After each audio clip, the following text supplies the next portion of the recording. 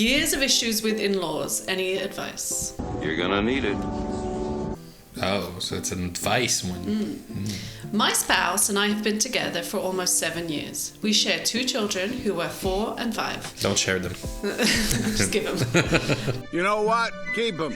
A little gift from me to you. We moved to our current home a few years ago, as my husband's grandparents are leaving this home to him. This was always the idea since my husband was a child. So we moved in to the top half and they live in the bottom half. It's a wonderful opportunity as it gives us a chance to invest into this home early in life, updating new buildings, etc. And a chance to live closely with loved ones. No, that's quite a chance. I am aware of how generous this is. I am forever grateful to his grandparents and the wonderful people they are. Unfortunately, oh damn it, There's always something. this has felt like both a blessing and Always. my mother-in-law, 46 female, so young, Goodness me, yes. That's and her husband, 46 male, have decided that because we live here in this home, we are no longer offered the opportunity for any privacy whatsoever. Yay! Okay. My mother-in-law has some serious issues with boundaries. That was apparent very, very early on. Ow, I never heard of that before. She referred to my husband as babe anytime she spoke to him. Would you like it if your mum called you babe? Well, I mean, if that's what she called me all of my life. Hey, babe. Mais cochon dans la ville. Anytime she spoke to him. I've heard her refer to him as sexy. Okay, okay. Well, I mean, A sure. sexy babe son. I'll let that slide for a little bit. It is all a bit uncomfortable, to say the least, I would say.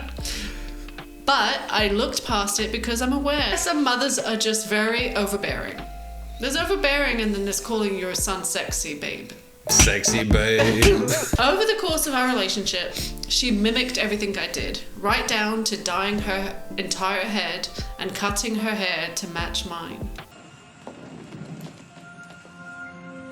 You've got to be kidding. Changing her entire home decor to reflect our home, buying the same perfume, deodorant, and showing up to my house in the exact same clothes I had just purchased a few days prior. Oh god, that's starting to be creepy. Starting? Wow. We've arrived. It's creepy. She looked like me. I was honestly a bit startled. We were wearing the same clothes, with the same hair and smelling alike. It bothered me for a while, but I finally let go of the fact that this was just her and I needed to just get over it. I don't think you need to get over No, it. I don't think. And I would like, let's say, this is us. I would say to you, isn't that weird? Your mother? Just her She style. looks like me now. It's just her style. Coincidence. As for the last few years, living here is now an open door policy. There is no privacy. There is nothing that goes on that she is not told about from my spouse's grandmother. I have heard them on the phone many times just gossiping about us to fill time, and I ultimately have chosen to just turn a blind eye to it because I don't want to fight. My mother-in-law and her husband are very toxic. He not only abuses alcohol, but he abuses my husband, his stepson. Until we met in our early 20s, they are controlling, manipulative, and self-serving, to put it lightly. They show up whenever, expect to always join whatever we have going on in our home, cooking on the grill, a Sunday watching a movie. Oh my god. Oh god, that would be Etc. so annoying.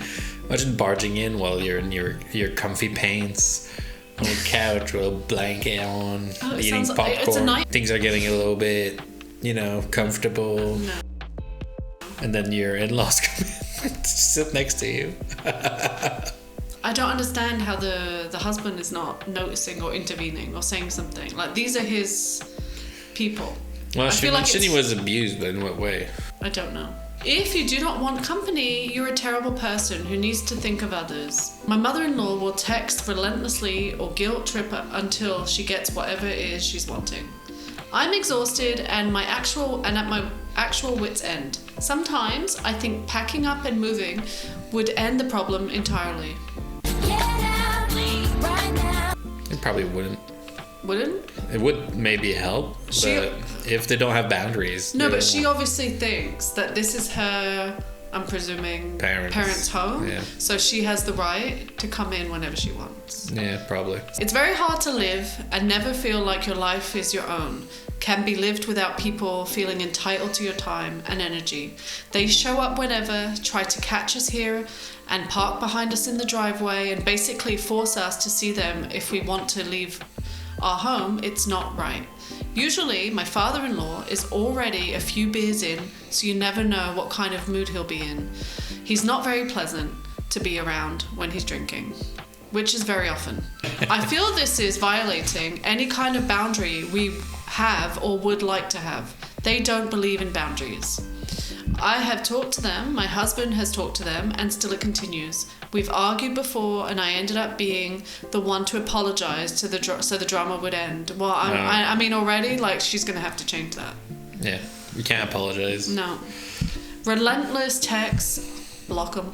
Fighting, involving other family members. If this was you, what would be your next move? Sometimes I wonder if being involved with them at all is toxic to myself and my kids. Yes, it is. Oh, there's kids involved. They have 2 kids, 4 and 5. I didn't catch that part. You reverse Uno it. You start going to their them. place. Yeah. And all the time. Bring the like kids. when they don't want to, you know that they won't want to, you just go. That's You don't stop. an idea. Yeah. But honestly, like, I think I'm kind of this way too in some ways. That I just don't want to not deal with it, but I don't want to have these kinds of feelings and constantly like worried about what the other person's gonna do or think. But my way of dealing with it would be to retreat, you know, to cut them out. And I guess that the fact that you're living in the grandparents' home makes that more difficult. I don't think they're going to be able to continue living there and to have the peace that they want and the boundaries that they crave. And like, what if you've talked to them and you ended up apologizing? I mean, you need to stand up for yourself for real. Yeah, and you can apologize. Like, No. They don't take you seriously, and they don't seem to care about how you feel about anything. Yeah, and they know you're gonna roll over. Roll over. And yeah, your kids are being subjected to this, subjected to a father-in-law who's not pleasant and who drinks, and who it seems like there's been some abuse with your husband. So it's either that a foot is put down very strongly where things actually do change, and that it doesn't seem like they're gonna agree to that. Yeah. So that option doesn't seem like that will work out. The only other option I can see, if it were me, would be we need to make a move. We need to cut some people out of our lives. Yeah, and I mean, if you're worried about not having the house and the long term, as in inheritance of your husband is, you can talk to the grandparents, see what their feeling about it is. Yeah, but it seems like the grandmother gossips with... Yeah. Like, if the mother's 46, the grandparents are probably like maybe in their 60s. So we're not going anywhere anytime soon. Yeah, and ultimately, when the grandparents pass, and you can imagine that they're still gonna feel, even if they're not there anymore, that they have a right to come whenever because it used to be their or her parents' house.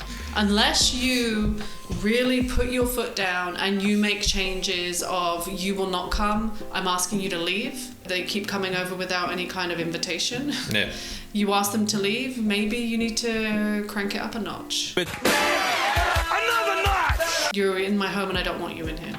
I don't know if I would call the police, but I'm just saying, like, maybe it needs to be ramped up a bit. If you were like really set on staying in that house, then you need to ramp things up and you need to make changes that are going to feel significant to these crazy people. Yeah, you need to set boundaries and die on those boundaries. Yeah, no apologies. If you apologize after they've wronged you, everything you've said will mean nothing. Somebody says, I would move. It's always a very risky financial decision to put money into a home you may own someday. I think the house was used to get you to help grandparents. If this inheritance isn't in writing, his mum will get the home and they are using you.